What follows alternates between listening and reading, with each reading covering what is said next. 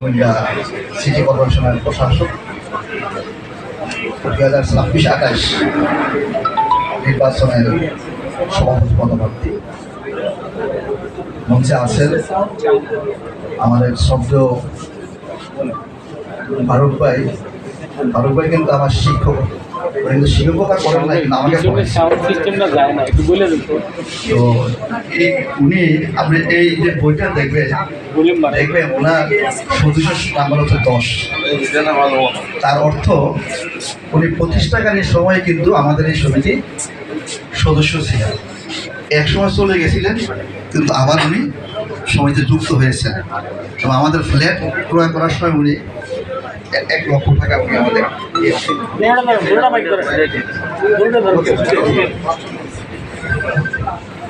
মঞ্চে আছেন আমাদের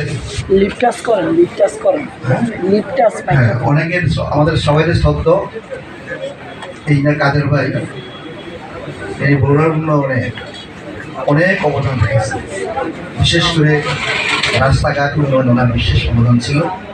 আমি ওনার একটা প্রোগ্রামে গিয়েছি যখন এলজিতে 18টা জেলা উন্নয়ন একটা প্রকল্প ছিল, ওই প্রকল্পের প্রধান ছিলেন উনি। অনেক বিদেশিকে নিয়ে ওই জায়গাতে কাজ করেছেন, ওরা কিছু প্রোগ্রাম যাওয়ার সুযোগ হয়েছিল এবং উনি জনকল্যাণ সমিতি আজীবন সদস্য হয়েছেন। আমি গর্বিত উনি সদস্য হয়েছেন, কিন্তু আমাদের পরিবার আমলে সদস্য হয়েছেন। মঞ্চে উপস্থিত আছেন আমার বন্ধু হুমায়ুন কবির, আমার দুজন কিন্তু ক্লাসমেট ঢাকা ইউনিভার্সিটি। আমি সৈয়দ সেজ হুমায়ুন জুলজি, আমি শহীদুল্লাহ হুমায়ুন এপিসন ঘনিষ্ঠতা আমাদের এখনো আছে।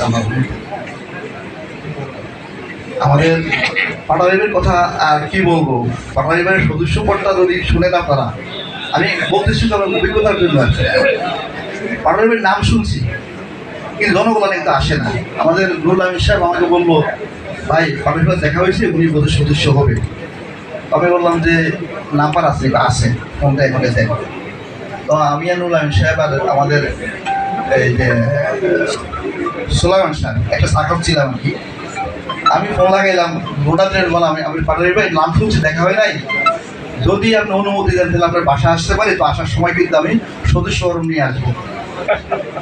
ঠিক আছে আসেন, বাসা শান্তির হবে এবং মতবাজার ওই জায়গাতে বাসা।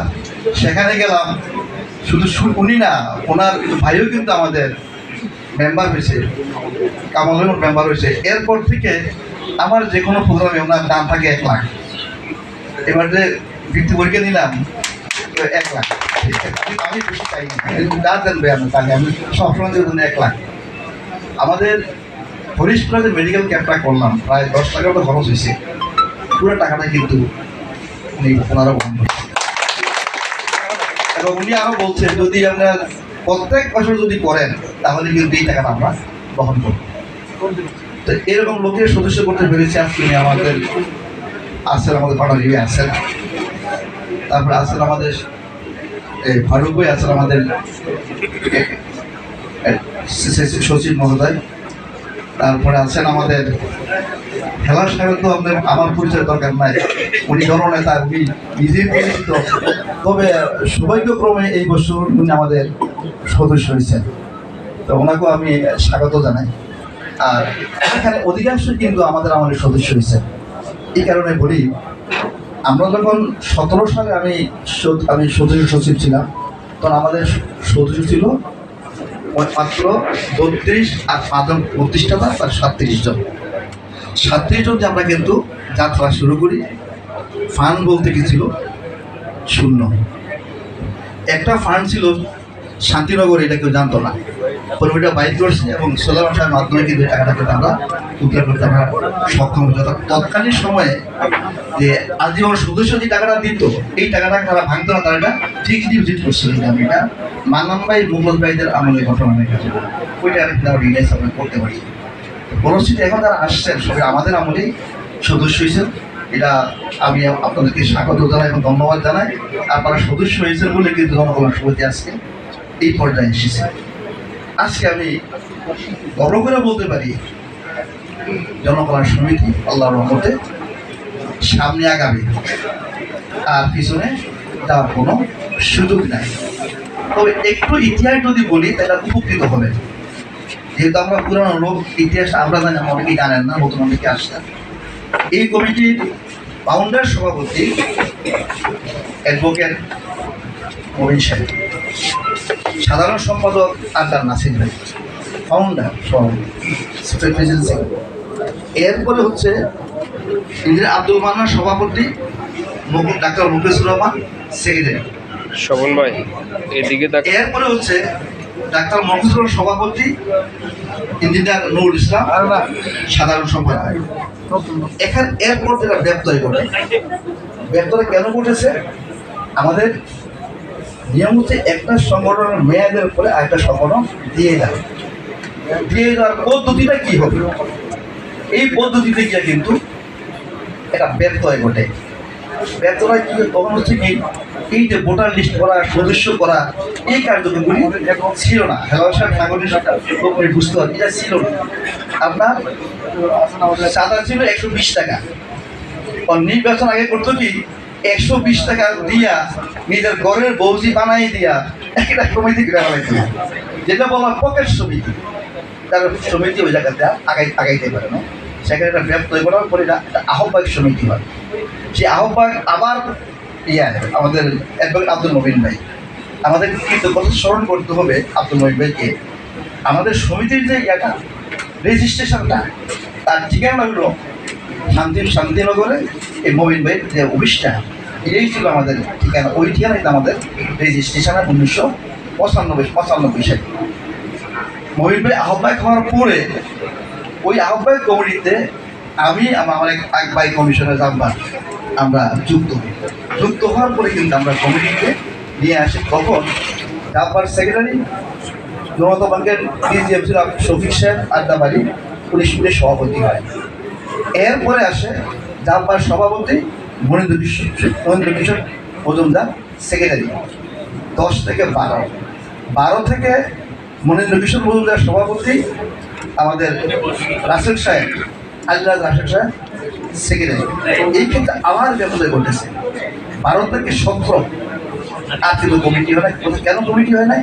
ওই কীভাবে কমিটি গঠিত হবে, কারণ আমার তো ভোটার লিস্ট নাই, বানাই দিতে হবে। এই বানাই দিতে গিয়া ওরকে বাদ দিলে ওরা যে বাদ দিয়ে ওর রাজি হয় না, এই করতে গিয়া কোন জায়গায় আর হয় না। আবার আহ্বায়ক কমিটি, সেই আহ্বায়ক কমিটিতে আমি মেম্বার সেক্রেটারি, আজিজুল রাশেদ আহ্বায়ক। সেখান থেকে এসে আমরা নতুন শুরু করি। মেম্বার লাগবে, সদস্য হতে হবে। সদস্য না হইলে কেউ প্রার্থী দিতে পারবেন না, ভোটও দিতে পারবেন না। এই তখনই কিন্তু আমরা কিন্তু এই সদস্য কার্যক্রমটা শুরু করি। সেখান থেকে আমাদের এই প্রথম নির্বাচন হয়। ওই সময় কিন্তু আমি কিন্তু নির্বাচনের মাধ্যমে সেক্রেটারি হয়েছি, মহেন্দ্র কিশোর মজুমদার নির্বাচন সভাপতি। এই ফার্স্ট নির্বাচনটা ওই সময় আমরা হয়। সেখান থেকে এই পর্যন্ত আমরা আসছি। এরপরে আসেন দেখেন আমরা কাজে লাগি, কারণে বলতেছি আমাদের মানে আমাদের ইঞ্জিনিয়ার যে আমাদের যে আমাদের আতিশ সদস্য হয় না। আতিশ সাহেব মধ্যে যদি জনপ্রশাসন সদস্য না হয় তা আগাবে কিভাবে? তখন ডাক্তার হুমায়ুন সাহেব আমাকে বললো কি সবাই আসছে ভোট দিতে, আতিশ সাহেব দেখলাম না যে। আমি বললাম ভাই উনি তো ভোটার হয় নাই। আরে কি বলো, উনি কেমনি ভোটার হয় নাই? ঠিক আছে আমি আলাপ করতেছি। তখন আতিশ সাহেবকে ওনার একসাথে মন্ডিং হয়। তখন আতিক ভাই নির্বাচন করার সময় আমরা দেখলাম না যে কয় আমি তো কিন্তু বলে বাচ্চা হয়ে গেলাম, ওই এটা পাঠাই দিয়ে তাহলে হয়ে যাবো।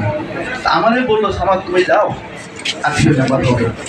আমি সাথে ফোন দিলাম, আমি আসতেছি। গিয়ে দেখি জানেন উনি 15,000 টাকা একটা বান্ডেল করেই রাখছে, মনে হয় আমরা যাবো আর উনি মেম্বার হবে। আমি ওনাকে মেম্বারশিপ দিলাম যে আমরা স্যার জনগণের সঙ্গে মেম্বারশিপ দায়িত্ব হয় না, আমাদের সদস্য সংগ্রহ এটা কিন্তু আমরা কোনো কালে হয় না। তো স্যার আমাদের পদোন্নতি করে আমরা কিন্তু এই কাজটা করতেছি। উনি বললো যে না, ভোটার কোনো প্রোগ্রামে আমি পদোন্নতি হবো না, আমি যাবো, আমি পদোন্নতি হবো না। তো স্যার যেই ফর্মে যান আমরা গেলেও কিন্তু আমরা একটা প্রোগ্রাম করি হোটেল 71 আমরা এই আতিশ সাহেবকে মানে উনি রিকোয়েস্ট হয় নাই, তখন আমাদের এমপি ছিল মিলন সাহেব। তো মিলন সাহেবকে দাওয়াত দিলাম এজ এমপি, আমরা করি। কারণ আমি তো বলে রাখি আমাদেরকে ব্যক্তি নিরপেক্ষ না। আমারও একটা আদর্শ থাকতে পারে, কোনো দলের প্রতি আমারও একটা ইয়া থাকতে পারে, মানে সব কোনো থাকতে পারে, কিন্তু আমি যখন সমিতির সেক্রেটারি মনে করি তখন আমি নিরপেক্ষ। এই ক্ষেত্রে কোনো কারোর মধ্যে বায়াসের কোনো সুযোগ নাই। যদি করেন তাহলে এই সমিতি টিকবে না, এটা নিরপেক্ষ থাকে।